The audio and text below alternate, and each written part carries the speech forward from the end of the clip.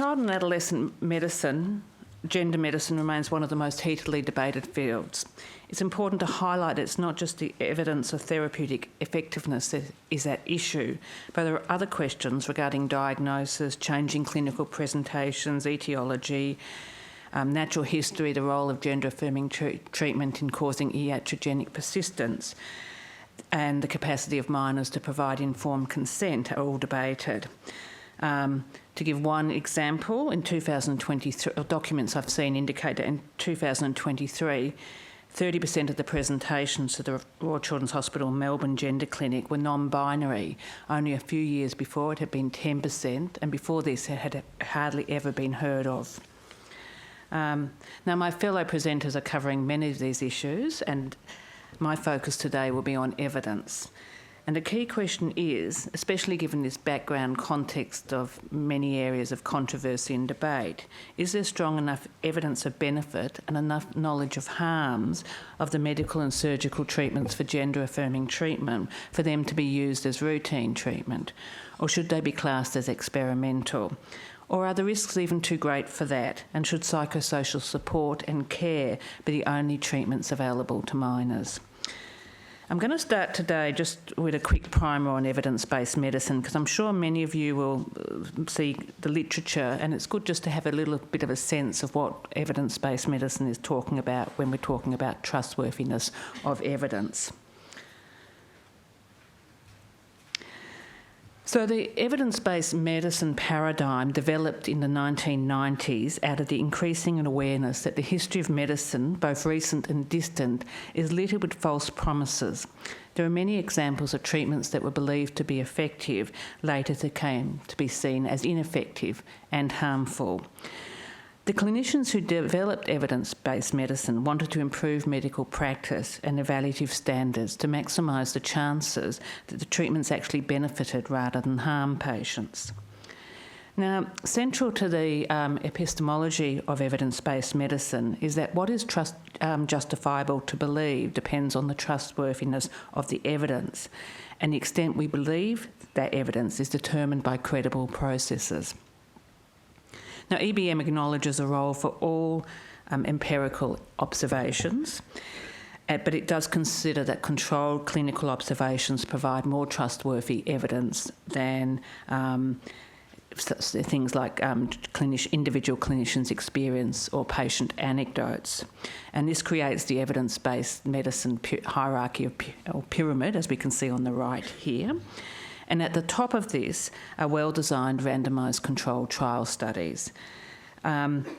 Evidence-based medicine also emphasises the role of systematic reviews, which is cumulative evidence where you put a whole lot of studies together rather than just looking at one study. I'll return to discuss that in a minute.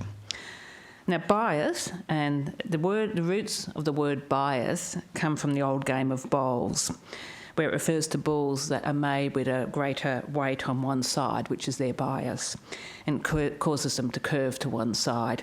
Hence the figurative use from the 1500s, meaning a one-sided tendency of mind. In research, bias refers to systematic errors in a study's design, conduct or interpretation that leads to the estimated effect deviating from the true effect. Now, you can look up online the catalogue of bias, and there's dozens, and they're very interesting, some of them. One of my favourites is hot stuff bias. It's when a certain area is very popular and so-called sexy, and people get on board with it very quickly. Now, this is very important because reliance on biased and low-quality evidence has led in the past to grave errors in medicine. Peter mentioned a couple earlier, and just for time, I won't go through I won't talk about some examples. Now, this slide is important if people have been following the debates post-CAS. Evidence-based medicine has more complexity than the simple pyramid on the previous slide conveys, and this shows on the right of the slide the grade approach.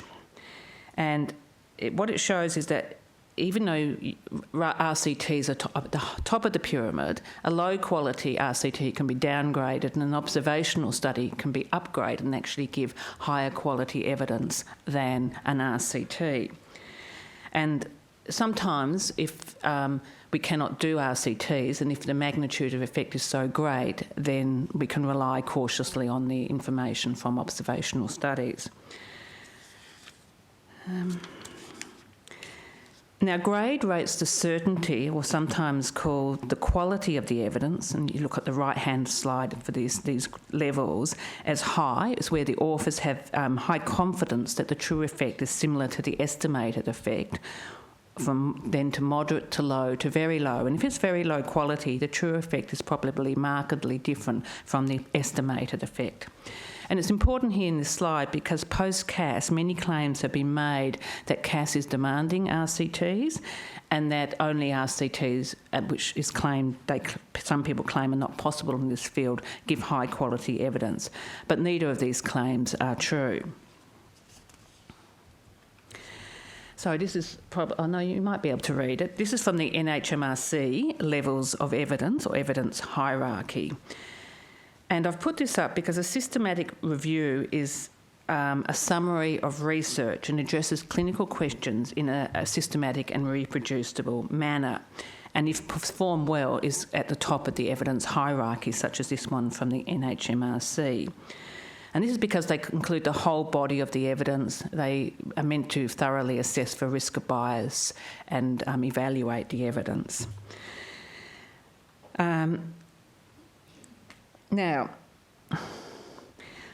Now, the NHMRC levels are important because the recent New South Wales Commission SACS review used this as its system. Now, the NHMRC is very clear that if a systematic review is rating randomised controlled trials, then that provides the top level of evidence, level 1. But if rating other study designs, then the level of evidence is only as high as the level of the studies themselves. This is a footnote from the NHMRC 2009. Now, this is from the SACS review. And despite the SACS review authors noting at several points in their document that the NHMRC's rate level 1 evidence is not applicable to systematic reviews that do not evaluate randomised controlled trials, they still rated the evidence as level 1 and said there were 16 studies as level 1 evidence. Now, I really find this hard to understand. Whatever the rationale for that decision, it would seem likely that many would just read the headlines that there were 16 level 1 studies, and this would surely have the effect of them thinking there was higher level evidence than there actually is. And Gillian Spencer and Patrick Clark, in their recent paper on the SACS review, which is able to be found on Bernard Lane's Substack, pointed this out. And they discussed several other concerning issues regarding the framing of the evidence and implications for the clinical practice of the SACS review. But I'm just going to give one more example, and it's an illustrative example of SACS's evaluation of studies and what I think are problems. So they summarise a study by Lavender et al., 2023, which looked at the impact of hormone therapy on psychosocial functioning in gender-diverse young people. SACS gave it a quality rating of 6 out of 8, which indicates high quality, and described the benefits it found were improved satisfaction with body image, gender dysphoria and social motivation, and reduced self-harm and suicidality. However, SACS's summary admitted some mention that the study only had 38 participants, but these were 38 out of an eligible 109 participants. A 35% response rate means this study is at critical risk of bias. Out of 17 psychosocial measures that were analysed, only 4 were found to be improved and statistically significant 12 months after gender-affirming hormone treatment. So again, the results are mixed. And then only 11 participants in total had completed the suicidality and self-harm questions. And Lavender noted this low completion rate meant there could be no statistical significance of their findings and no official conclusions regarding suicidality and self-harm. And I think that Sachs's summary of this study is misleading because it ignores the negative findings, exaggerates the positive findings, particularly regarding suicidality, and fails to mention this study's significant limitation of low questionnaire completion rate, which makes it a low-quality study. Now, Sachs's conclusions, although flagging the problems with the evidence, still confidently asserts that puberty blockers are safe, effective and reversible. Someone else has commented on that already this morning regarding other documents. And that cross-sex hormones carry few cardiovascular side effects and are generally associated with more positive psychosocial outcomes, and that there are positive psychosocial outcomes for chest surgery. It's also worth noting that fertility preservation is mentioned, but there is actually no direct mention that gender-affirming treatment risks fertility.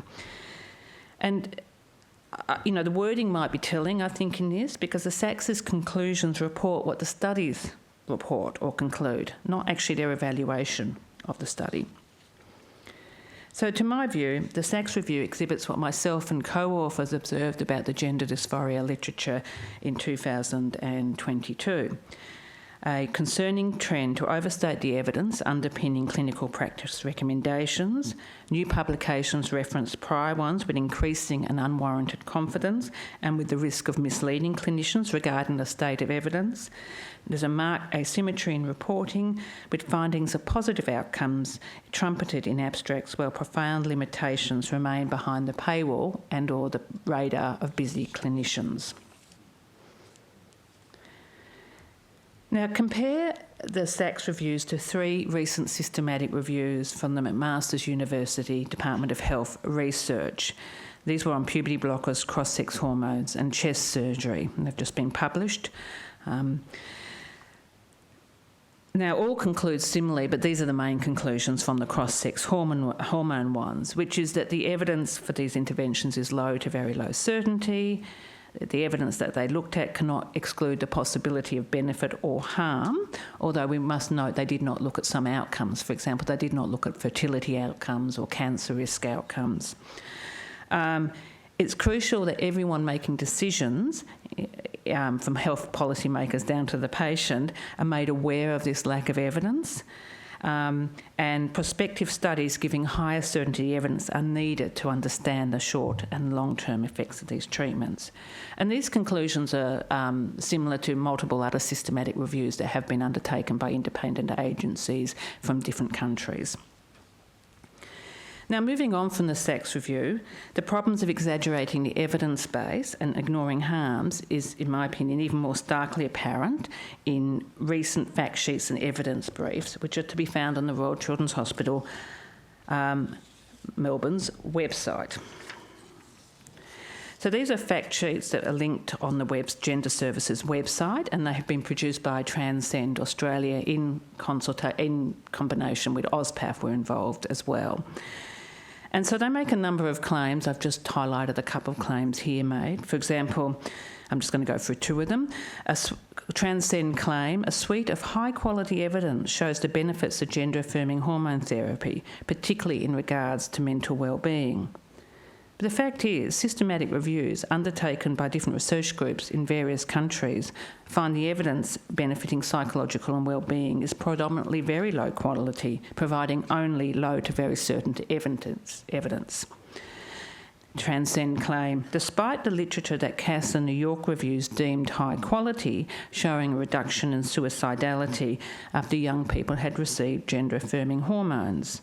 They, which is called Cass and York, claim there is no clear effect of hormones reducing suicidality. Well, this is incorrect, as the York systematic review rated no studies for gender-affirming hormones assessing suicidality outcomes as high quality. There was one puberty blocker study they did recognise as high quality, but this was a cross-sectional study and can actually not, because of the nature of cross-sectional studies, can only give low certainty evidence. I won't go through the other examples. Now, the Transcend pamphlets frequently cite what has become known as the Yale Integrity Paper, which is a non-peer-reviewed critique of Cass. although even this paper doesn't actually claim there's a suite of high-quality evidence. And this paper has now been rigorously criticised in 3 peer-reviewed publications, and I've just put the references up there in case people are interested. I won't go through it in detail. So one claim made in the Yale paper is that other areas of medicine also have such low evidence. Do they? Now, I would agree weak evidence is an issue for many areas of medicine, but I think the evidence for gender-affirming treatment in mine is at this very low end of weak. And this figure is from a Australian study from the Royal Melbourne Hospital by Venus and Jamrosik. And they looked at 10 Australian guidelines and said that there were only 43% of recommendations were based on level 1 or 2 evidence. And they concluded contemporary medicine was evidence poor. However, as this guideline shows, all the reviewed guidelines had some evidence at level 2, which means randomised controlled trials, and 8 of the 10 had some level 1 evidence. And furthermore, if you look at recommendations and guidelines, a number of the recommendations won't have level 1 or 2 evidence. For example, we can recommend someone who doesn't have English as their language needs an interpreter. We don't need level 1 or 2 evidence for that. Now, in contrast, the Royal Children's Guidelines have no level 1 evidence, except maybe unless you're using the Sachs Review classification, and that's where the Sachs Review becomes problematic. They also have no level 2 evidence. What about the claims that it is common in paediatric medicine not to undertake randomised controlled trials because they're not feasible or ethical? Again, I won't go through in detail. This is from a paper that myself, Gillian, Andrew and Patrick Clark had published, and it's just come out just recently in the Australasian Journal of Psychiatry. But one thing I would say is there are numerous randomised controlled trials in paediatric medicine. When we don't know if a treatment is effective, it is ethical to use randomised controlled trials. What is not ethical is using a treatment that hasn't been shown to have effect as routine treatment without appropriate trials. And some areas of medicine, of paediatric medicine, rely on studies in adults which have good evidence and randomised controlled trials. This is not the case for gender-affirming treatment because there's been one recent randomised controlled trial, but that was a very low quality, but otherwise there's no randomised controlled trials. And we would argue that when a treatment is being considered as an invasive intervention pathway which holds risks of serious harm, including to fertility and sexual function, for a poorly understood condition in children and adolescents, then more caution is needed and a greater onus on the clinicians promoting such treatments to provide rigorous evidence for benefits and to show there are no less risky alternatives.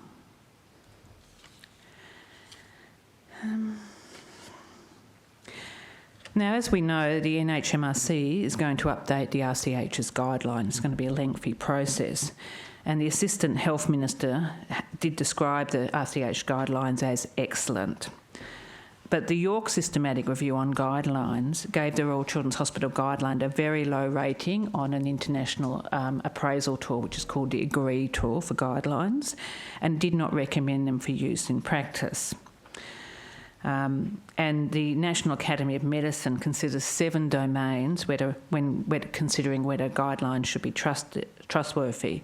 And as shown in this slide, when I ran through the National Academy of Medicine domains, and the RCH guidelines fails to meet 5 of the domains and only partially meets the other 2.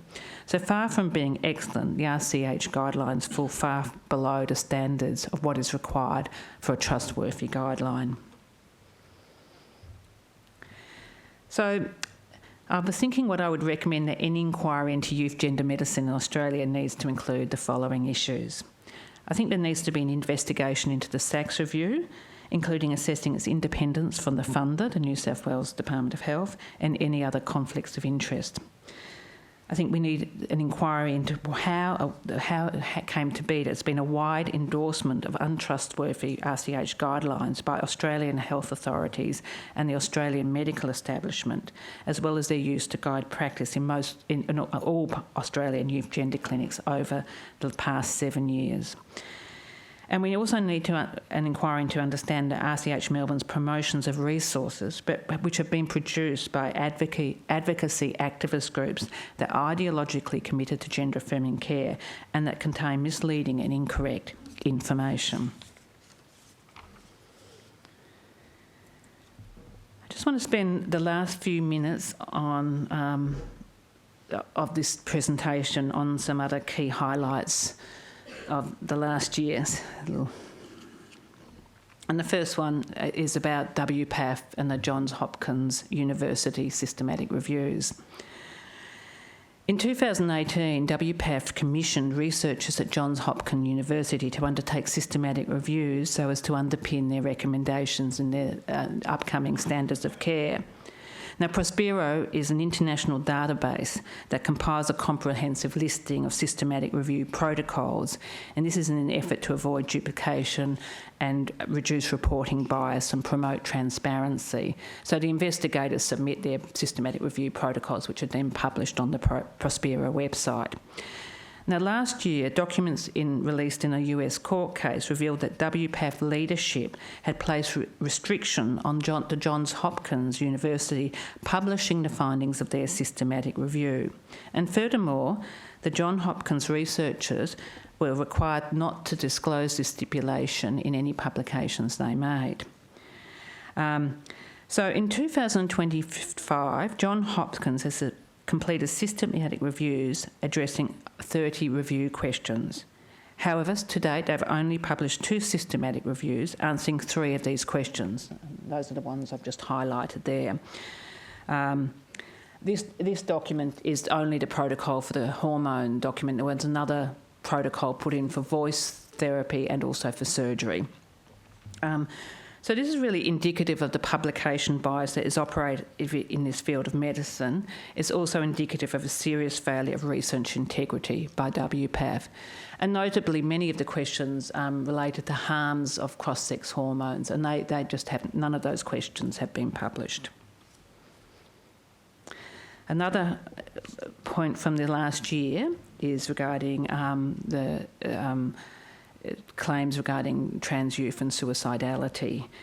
And I think it's one of the most egregious examples of problematic issues in this field of youth gender medicine is the narrative around suicide risk of trans-identified youth that is being propagated by some trans advocacy clinicians and organisations.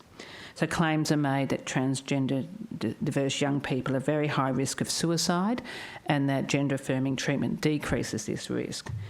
And parents report being pressured into assenting to gender-affirming treatment based on questions like, would you rather a dead son or a live daughter? And these claims can be made in sensational language on social media. For example, in 2024, the Good Law Project in the UK made claims that after the NHS had put restrictions on puberty blockers, there'd been a shocking rise in suicides. Now, such claims are not supported by the evidence. And in response to the GLP's claims, an independent inquiry led by Professor Lewis Appleby from the University of Manchester was commissioned in mid-2024. And this inquiry found there was no evidence of increased suicides following the NHS puberty blocker restrictions. And furthermore, it criticised the insensitive and dangerous manner that has been discussed on social media, which transgressed suicide reporting guidelines. And this is an important point. Propagating untrue and exaggerated narratives about suicide may create what I call a nocebo effect, which is a harmful effect, which via self-fulfilling prophecy, social script mechanisms may exacerbate the suicidality risk of vulnerable young people. And as Appleby described it, already vulnerable adolescents hearing the message that people like you facing similar problems are killing themselves may lead to an imitative suicide or self-harm to which young people are particularly susceptible. And it is agreed that, of course, the suicidality and suicide risk in transgender diverse young people is of concern. It's just that we have to be careful about the claims we make of what might be causing it or how we help these young people.